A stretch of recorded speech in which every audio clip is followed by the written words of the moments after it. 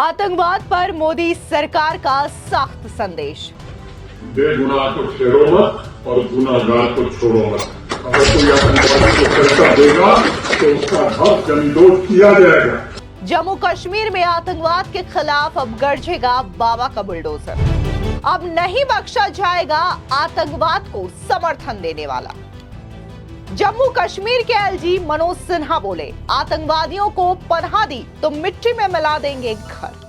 नमस्कार, स्वागत है आपका। आप देख रहे हैं द न्यूज और मैं रानी गुप्ता आपके साथ। इस वक्त की बड़ी खबर सामने आ रही है जम्मू कश्मीर में, जहां पर जम्मू कश्मीर के एलजी मनोज सिन्हा ने आतंकवाद के खिलाफ सख्त संदेश देते हुए यह कह दिया है कि जो लोग आतंकवादियों को पनाह देते हैं या फिर उनका समर्थन करते हैं वो किसी भी हाल में नहीं बख्शे जाएंगे। इतना ही नहीं, उनके घरों को भी जमींदोज कर दिया जाएगा, यानी कि उनके घरों को मिट्टी में मिला दिया जाएगा। दरअसल जम्मू कश्मीर में अब आतंकवाद के मददगारों पर बुलडोजर एक्शन होने वाला है। जम्मू कश्मीर के उपराज्यपाल मनोज सिन्हा ने चेतावनी दी है कि जो लोग आतंकवादियों को शरण देंगे उनके घर को जमींदोज कर दिया जाएगा। उन्होंने कहा कि इस कार्रवाई पर कोई समझौता नहीं होगा। एलजी मनोज सिन्हा ने राज्य की जनता से अपील की है कि वो आतंक के मददगारों के खिलाफ जाए। आपको बता दें, दरअसल मंगलवार को श्रीनगर के राब्ता-ए आवाम नाम के एक सार्वजनिक कार्यक्रम में मनोज सिन्हा ने ये बात कही है। उन्होंने कहा कि आतंक को पहचानना सिर्फ प्रशासन या सुरक्षा बलों का काम नहीं है, आवाम का भी ये काम है। और अगर तीनों एक साथ तय कर ले तो आतंकवाद खत्म होने में 1 साल से ज्यादा का समय नहीं लगेगा। इतना ही नहीं, उन्होंने ये भी कहा कि हमारे देश में आतंक को प्राश्रय देने वाले लोग हैं और फिर कहते हैं कि हमारे ऊपर अन्याय हो रहा है। ये उचित बात नहीं है। सुनिए एलजी मनोज सिन्हा का ये बयान। हमारा पड़ोसी कोशिश कर रहा है, उसकी चिंता नहीं, लेकिन उनके इशारे पर जो लोग यहाँ करना चाहते हैं, मुझे लगता है कि केवल प्रशासन या फोर्सेस का एक काम नहीं, आवाम का भी काम है कि ऐसे लोगों को पहचाने। और अगर फोर्सेस, प्रशासन और आवाम एक साथ तय कर ले तो मुझे लगता है कि ये 1 साल से ज्यादा नहीं लगेगा। लेकिन हमारे भी चलो है जो ऐसे लोगों को शेल्टर देते हैं और फिर वो कहे कि साहब हमारे ऊपर अन्याय हो रहा है, तो भाई ये तो उचित बात नहीं। 40,000 50,000 बेकसूर लोगों की जान चली गई। कितनी माताओं ने अपनी मां का सिंदूर उजाड़ दिया, कितनी बहनों के भाई चले गए।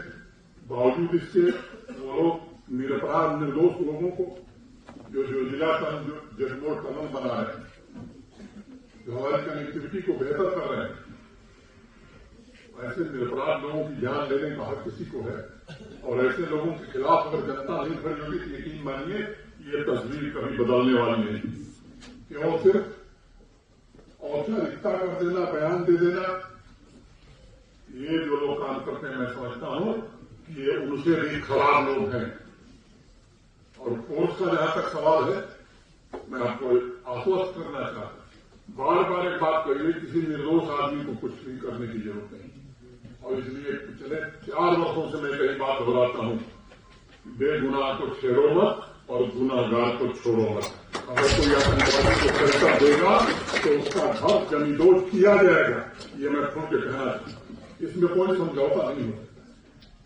जो लोग आम आदमी की जान ले लेते हैं, निरपराध आदमी की जान ले लेते हैं, उनके साथ कोई रियायत बरती जाए।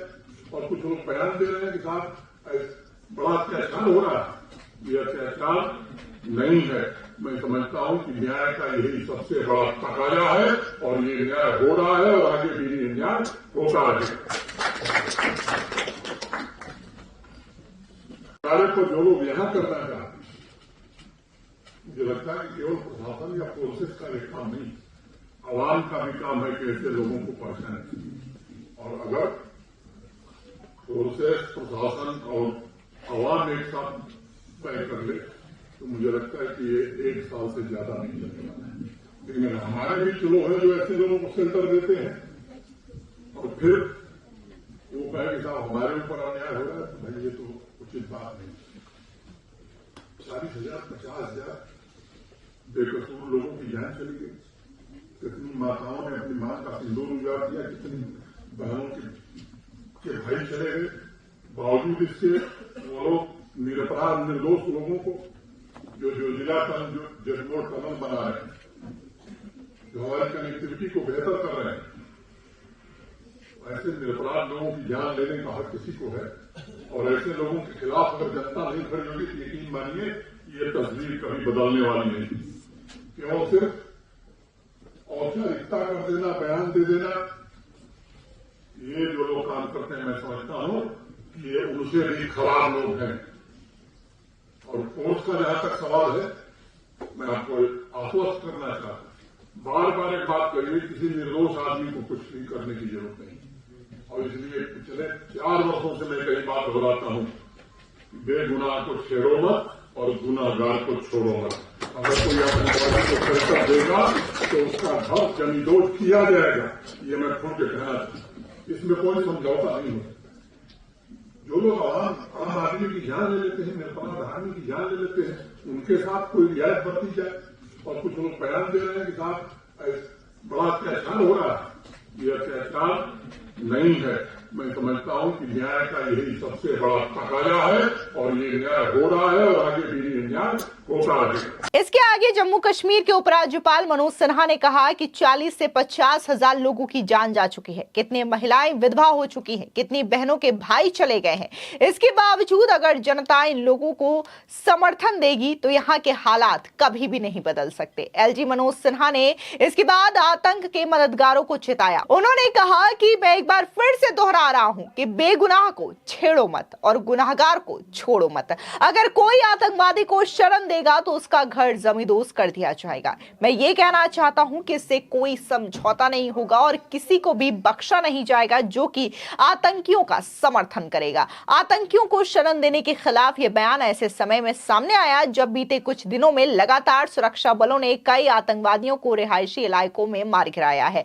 हाल ही में श्रीनगर में सेना एक घर में छुपे 3 आतंकवादियों को मार गिराया था। सेना ने इस घर को भी जमींदोज कर दिया था।